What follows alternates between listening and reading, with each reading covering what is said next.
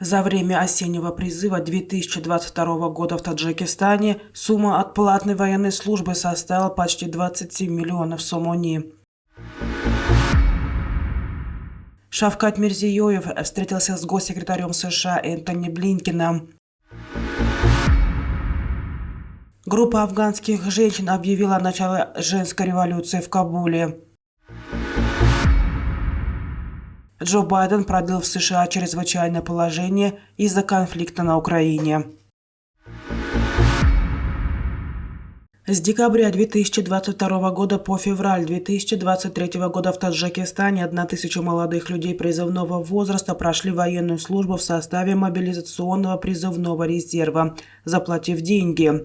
Как сообщил пресс-секретарь Минобороны страны Фаридун Махмудализода, общая сумма от альтернативной службы составила почти 27 миллионов сомони. По его словам, каждый призывник осеннего призыва 2022 года заплатил по 26 880 сомони, чтобы пройти платную военную службу.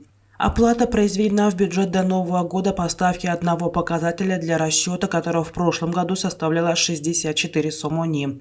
Службу они проходили в учебных военных центрах Лахура и Тадж-Махал города Душанбе, на учебной военной базе в Хохработ Хатлонской области и учебной базе филиала военного института Минобороны в Сагдийской области, сказал Махмудализода.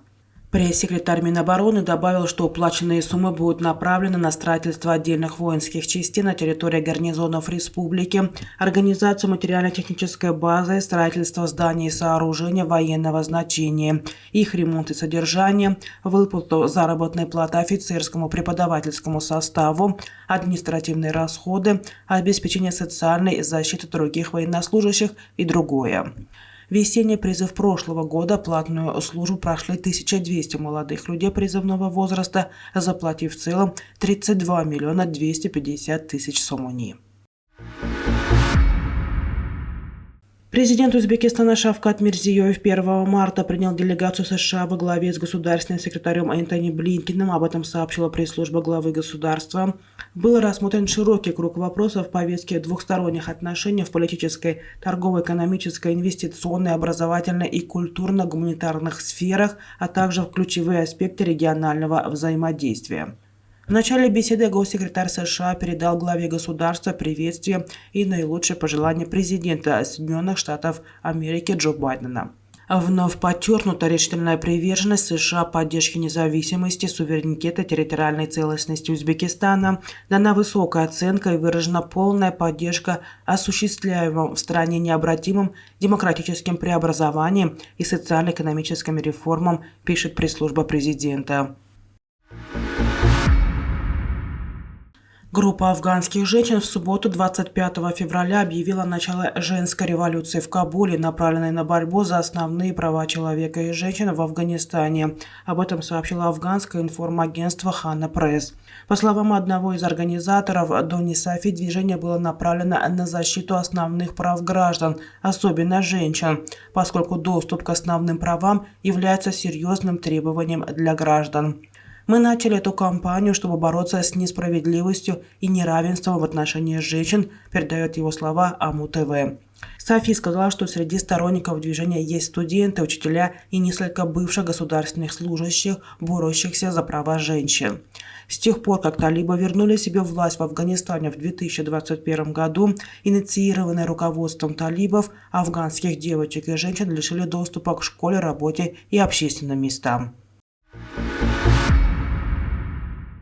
Президент США Джо Байден продлил чрезвычайное положение в стране, введенное из-за ситуации в Украине. Соответствующий указ опубликован на сайте Белого дома. В документе говорится, что действия и политика России в ситуации вокруг Украины продолжают представлять необычную и экстраординарную угрозу национальной безопасности и внешней политике Соединенных Штатов. Поэтому чрезвычайное положение должно действовать и после 6 марта этого года. Чрезвычайное положение в США из-за ситуации вокруг Украины ввели в начале марта 2014 года.